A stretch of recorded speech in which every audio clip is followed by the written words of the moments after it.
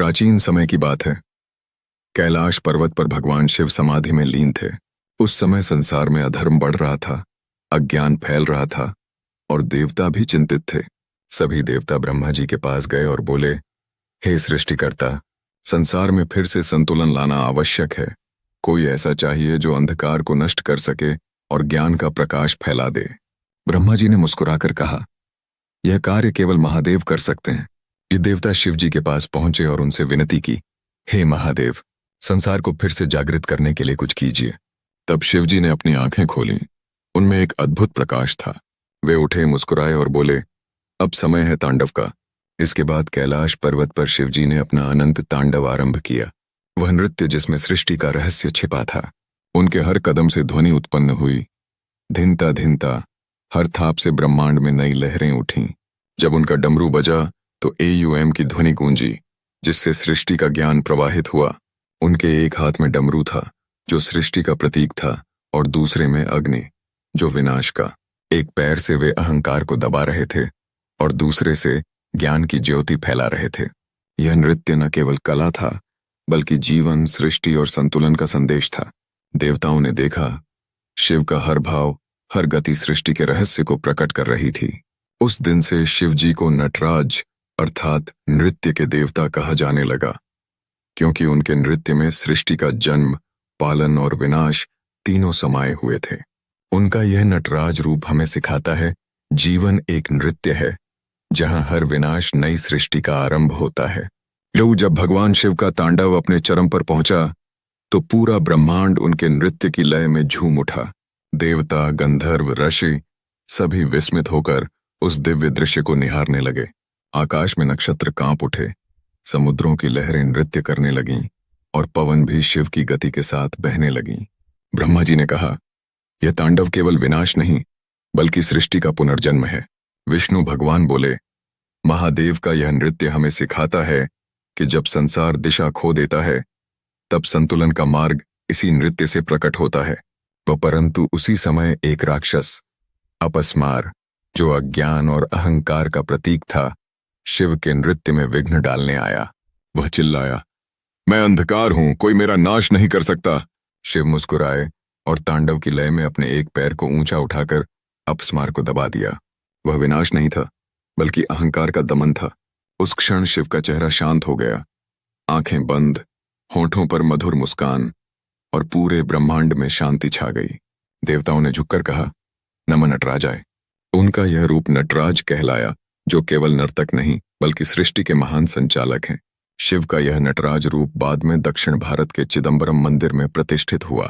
कहा जाता है कि वहां आज भी शिव जी आकाश तत्व के रूप में नृत्य कर रहे हैं, अदृश्य परंतु सदा उपस्थित। उनके तांडव में 5 रहस्य समाये हैं: सृष्टि डमरू की ध्वनि से, स्थिति नृत्य की लय से, संहार अग्नि की ज्वाला से, अवरोध अपस्मार को दबाने से, अनुग्रह शिव की मुस्कान से, जो हमें ज्ञान देती है। शिव नटराज हमें यह संदेश देते हैं, जब जीवन असंतुलित लगे तो भय मत करो। हर विनाश के बाद एक नई सृष्टि जन्म लेती है।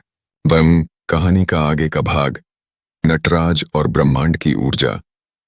जब शिव जी ने अपस्मार का अहंकार दबाया, तब ब्रह्मांड में एक दिव्य ज्योति फैली। वह ज्योति कोई साधारण प्रकाश नहीं थी, वह चैतन्य ऊर्जा थी, जो हर जीव, हर ग्रह, हर तारे में प्रवाहित होने लगी। देवताओं ने देखा कि शिव का तांडव रुक चुका है, परंतु उसकी लय अभी भी ब्रह्मांड में गूंज रही है, जैसे सृष्टि की हर धड़कन उसी नृत्य का हिस्सा बन गई हो। ब्रह्मा जी ने कहा, महादेव का यह तांडव केवल एक नृत्य नहीं, बल्कि ब्रह्मांड की गति है। जब तक यह लय चलती रहेगी, तब तक सृष्टि जीवित रहेगी। तुम विष्णु भगवान बोले, इस लय के बिना कुछ भी स्थिर नहीं रहेगा। यही शिव का नटराज रूप है, जो हर परमाणु में नृत्य कर रहा है। तब पार्वती माता ने शिव से पूछा, स्वामी, यह नृत्य तो ब्रह्मांड के लिए है, पर मनुष्य इससे क्या सीख सकता है? शिव मुस्कुराए और बोले, देवी, मनुष्य का जीवन भी इसी तांडव की तरह है। कभी सृजन, कभी स्थिति, कभी विनाश, यही जीवन का चक्र है। यदि मनुष्य इस लय को समझ जाए, तो वह दुख और भय से मुक्त हो जाता है। जब वह अपने भीतर के नटराज को पहचान लेता है, तब वह सृष्टि की तरह संतुलित हो जाता है। पार्वती ने पूछा, तो क्या यह नृत्य कभी समाप्त नहीं होता? शिव बोले, नहीं देवी, जब तक जीवन है नृत्य चलता रहेगा। मेरे हर डमरू की थाप में एक नई धड़कन जन्म लेती है। जब तक वह ध्वनि गूंजती है, सृष्टि जीवित रहती है। उस दिन से ऋषि मुनियों ने ध्यान में नटराज की मूर्ति की स्थापना की। एक पैर उठा हुआ, एक हाथ में डमरू, दूसरे में अग्नि और शांत मुख मुद्रा। उन्होंने कहा, यह केवल शिव की प्रतिमा नहीं, बल्कि सृष्टि के सत्य का प्रतीक है। जहां गति है, वहीं जीवन है। कहानी का आगे का भाग। ऋषि पतंजलि को हुआ नटराज का दर्शन। हजारों वर्ष बीत गए। देवताओं ने नटराज रूप की आराधना की, परंतु मनुष्यों में बहुत कम लोग उसके अर्थ को समझ पाए। तब एक दिन हिमालय की एक गुफा में महान योगी ऋषि पतंजलि ध्यान मग्न बैठे थे। वे शिव के नटराज रूप का ध्यान कर रहे थे।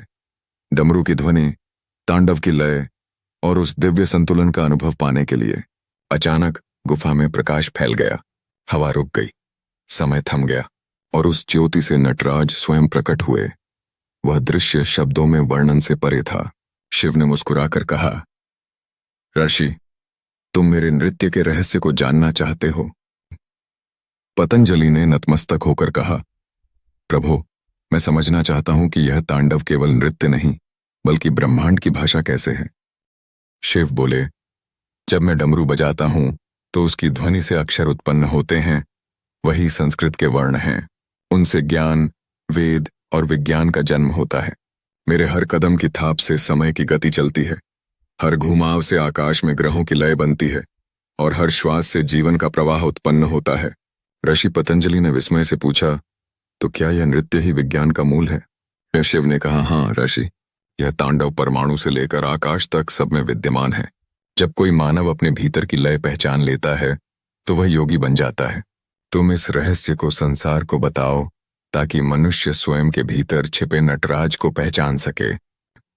शिव की आज्ञा से ऋषि पतंजलि ने अपनी आंखें खोलीं और तब उन्हें योग का ज्ञान हुआ। उन्होंने पतंजलि योग सूत्र की रचना की, ताकि हर मानव उस दिव्य नृत्य की अनुभूति कर सके जो उसके भीतर निरंतर हो रहा है। तब शिव बोले, मेरे नटराज रूप को देखो। मैं नाचता हूं ताकि सृष्टि चलती रहे। मैं मुस्कुराता हूं ताकि जीवन संतुलित रहे, और मैं मौन रहता हूं ताकि शांति बनी रहे।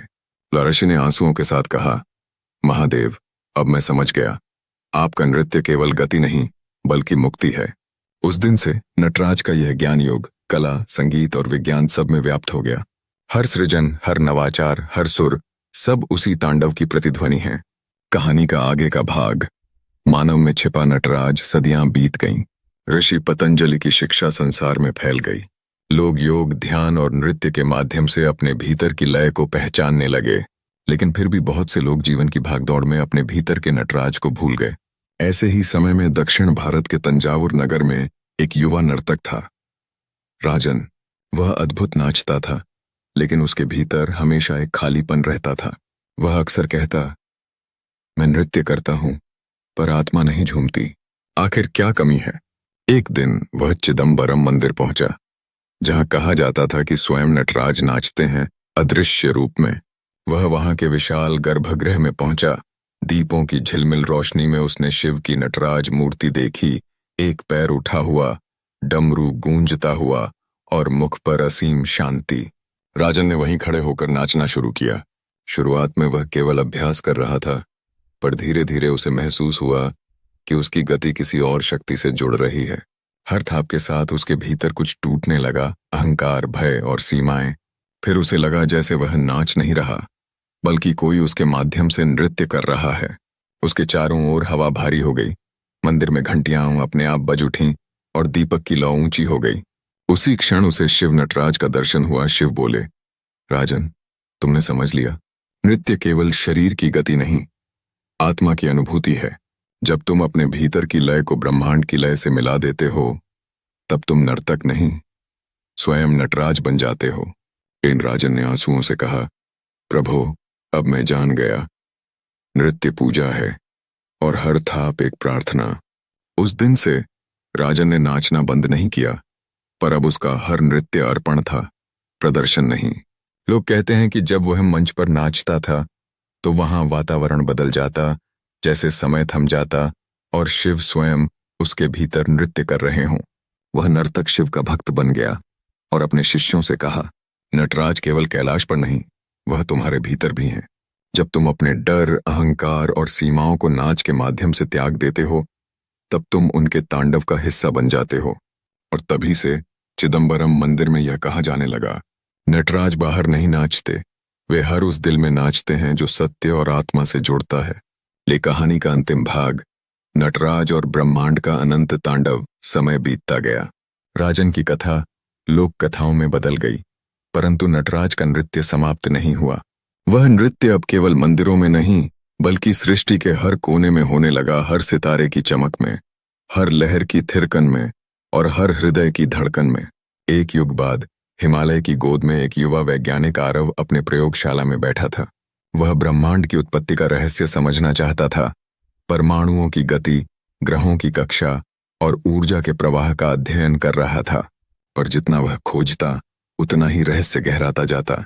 एक रात जब वह अकेला आकाश की ओर देख रहा था, उसे लगा जैसे नक्षत्र किसी लय में घूम रहे हों, जैसे पूरा ब्रह्मांड किसी अदृश्य नृत्य का हिस्सा हो। उसने अचानक फुसफुसाया, यह तो किसी नृत्य जैसा है। अगली ही रात उसे स्वप्न में वही दृश्य दिखा। वह विशाल आकाश में था और बीच में नटराज नृत्य कर रहे थे। डमरू की थाप से आकाश गंगाएं घूम रही थीं। अग्नि की ज्वाला से तारे जन्म ले रहे थे और उनके पदचाप से समय बह रहा था।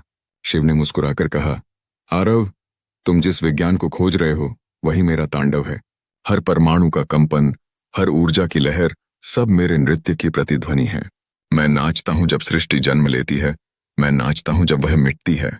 यह नृत्य ही अनंत सत्य है, गति, ऊर्जा और चेतना का एक रूप। आरव ने कहा, तो विज्ञान और अध्यात्म अलग नहीं है? शिव बोले, नहीं बालक, विज्ञान मेरा रूप है और अध्यात्म मेरी आत्मा। जब तुम किसी सिद्धांत को समझते हो, तो तुम मेरे नृत्य की लय को पहचानते हो। जब आरव की आंखें खुलीं तो उसे लगा जैसे उसका जीवन बदल गया हो।